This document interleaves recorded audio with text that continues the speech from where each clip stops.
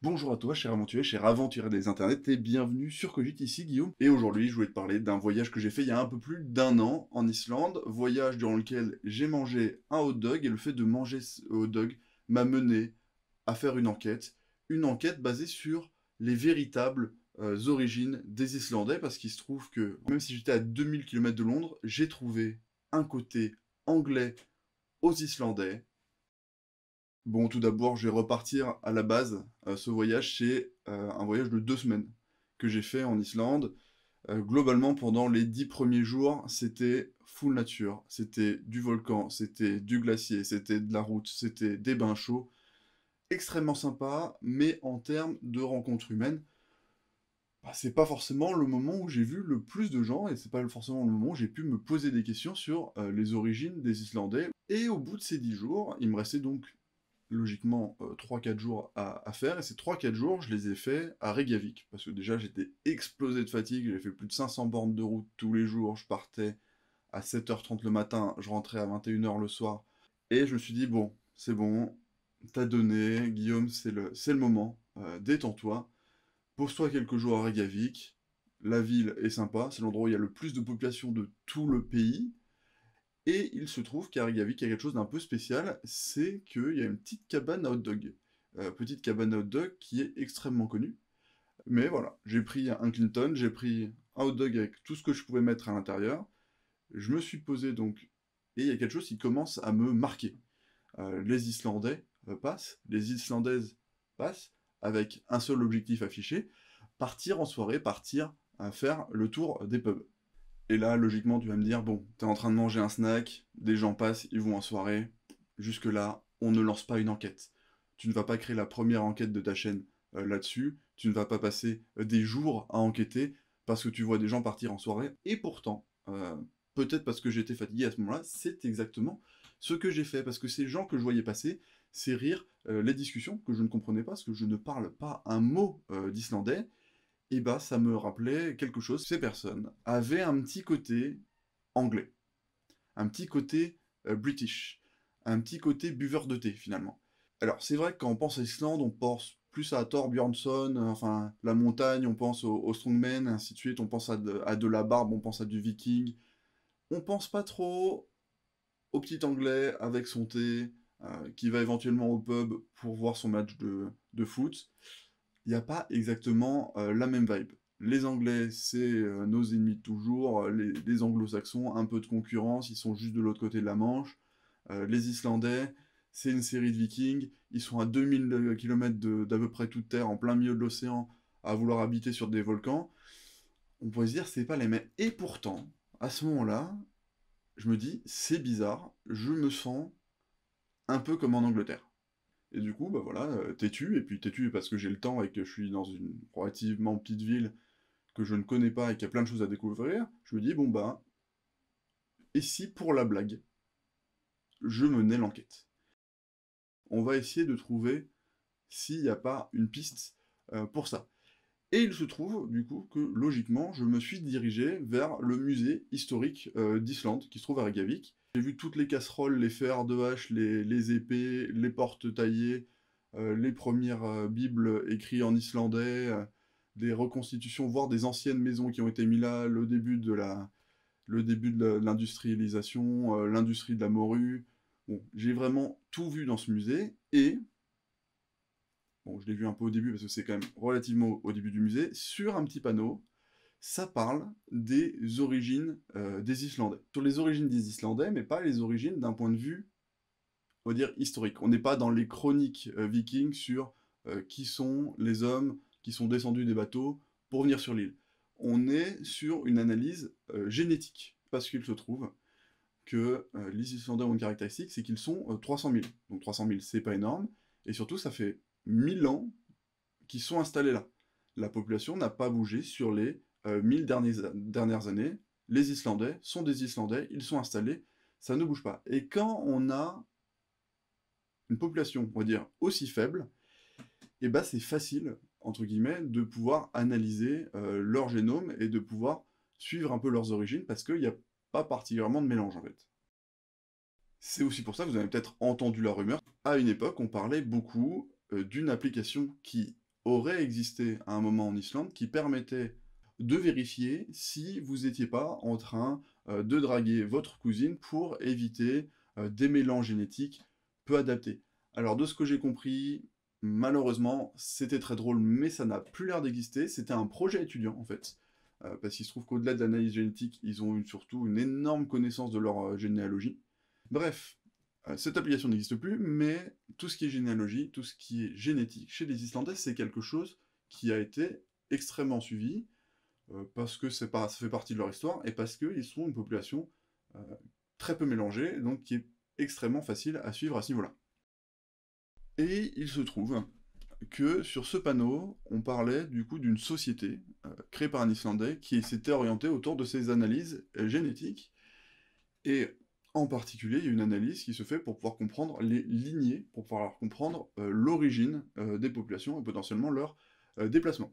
Alors, c'est sur deux axes principaux. Alors, ces deux axes principaux, ça va être l'ADN Y, qui globalement, comme son nom l'indique, est lié au Y dans le génome, hein, au chromosome Y, qui se passe uniquement d'homme en homme, de père en fils.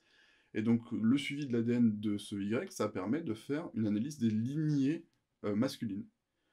Le X peut être passé indépendamment, indiscriminément par la mère ou le père, donc on ne peut pas faire de suivi des lignées féminines avec le X, donc on ne va pas parler d'ADN X. Il y a quelque chose d'autre qui existe, ça s'appelle l'ADN mitochondrial. Normalement, je l'ai bien dit, et les mitochondries, si vous vous souvenez un peu du lycée, qu'est-ce qui se passe? Et ben, les mitochondries, c'est des sortes de petits éléments qui sont dans chacune des cellules, qui sont globalement les usines qui permettent de produire de l'énergie et de la fournir à la cellule.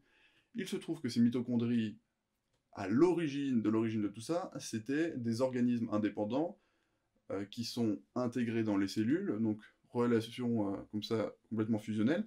Et il se trouve qu'il y a une particularité à ces mitochondries qui ont leur propre ADN, et donc à cet ADN mitochondrial, c'est que les cellules et les mitochondries se passent par la mère, parce que le spermatozoïde donné par le père ne contient pas, a priori, si j'ai bien compris, de mitochondries, ou en tout cas pas qui survivront chez l'enfant, et c'est vraiment dans l'ovule qu'on aura le petit stock de mitochondries qui va être transmis à chaque enfant. Ce qui fait que si on analyse les mitochondries, comme ça ne peut être passé que par la mère, eh ben on peut analyser des lignées féminines de mère en fille depuis l'origine des temps. Donc on a ces deux ADN, l'ADN Y pour les hommes, l'ADN mitochondrial pour les femmes, et ces deux ADN-là ont été particulièrement bien analysés. Et du coup, quand on sait qu'on a un moyen d'analyser les lignées féminines, les lignées masculines, ça permet aussi de trouver potentiellement d'autres populations sur Terre qui auraient ces mêmes marqueurs de lignée pour pouvoir dire, a priori, ces personnes viennent du même endroit, ont un ancêtre commun. Donc lignée masculine, lignée féminine. Et qu'est-ce que ça nous dit quand on étudie le nord de l'Atlantique au niveau de ces marqueurs qu'on trouve en Islande, enfin particulièrement des lignées qu'on trouve en Islande? Alors là, je vais devoir lire parce qu'on est dans le chiffre. Donc, quand on analyse donc, les premiers colons islandais avec les ossements et ainsi de suite, et quand on voit les lignées que ça a donné, globalement, ce qu'on peut dire, c'est que 80% des hommes qui se sont installés en Islande il y a 1000 ans étaient d'origine scandinave. 80% c'est énorme, c'est majoritaire, mais dans les 20% restants, on tombait sur des anglo-saxons, a priori qui venaient d'Angleterre, souvent comme servants, potentiellement comme esclaves, globalement, qui avaient été ramenés, qui étaient venus avec les colons scandinaves, donc norvégiens, danois. Certains sans doute ont dû venir volontairement, mais dans l'idée, on est bien sur l'installation scandinave, mais avec 80% d'hommes vraiment d'origine scandinave et 20% d'origine anglo-saxonne. Là, on pourrait se dire, bon, Guillaume, t'étais fatigué, surplus de hot dog en toi, ton analyse, bah, est pas bonne, en soi, t'avais une impression d'anglo-saxon, est-ce que 20% d'anglo-saxons, il y a 1000 ans dans une population, c'est suffisant pour justifier cette impression? Pas forcément, mais ce que je viens de vous dire, c'est uniquement sur l'ADN Y. C'est uniquement sur les lignées masculines. Parce que si on étudie les lignées féminines, ça change absolument tout. Et ça change tout pourquoi? Parce que si chez les hommes c'est à 80% des Scandinaves, chez les femmes c'est à 62% des anglo-saxonnes. Donc, se sont installés en Islande une grande majorité d'hommes scandinaves avec quelques hommes anglo-saxons, mais très majoritairement, un peu moins, mais quand même majoritairement, des femmes d'origine anglo-saxonne. Encore une fois, euh, potentiellement des gens qui sont venus depuis l'Angleterre en tant que servants. Ça peut être aussi des femmes qui auraient pu se marier, trouver un époux scandinave avant de partir en Islande, parce que au Xe siècle, globalement, l'Angleterre, le Royaume-Uni, est occupé, en grande partie, sur certains espaces en tout cas, par des Vikings, des Scandinaves. Et ça explique quelque chose. Ça veut dire que globalement, quand on se dit qu'on a moitié-moitié de notre population homme-femme, ça nous dit que, en fait, on est relativement équilibré entre les personnes d'origine scandinave et les personnes d'origine anglo-saxonne. Parce que si on fait 62 plus 20, on est à 82, 82 sur 200, donc 41% de la population qui est en fait d'origine anglo-saxonne, là où on n'a que 59% finalement qui est d'origine scandinave. Donc il y a une vraie importance de l'origine anglo-saxonne chez nos chers Islandais.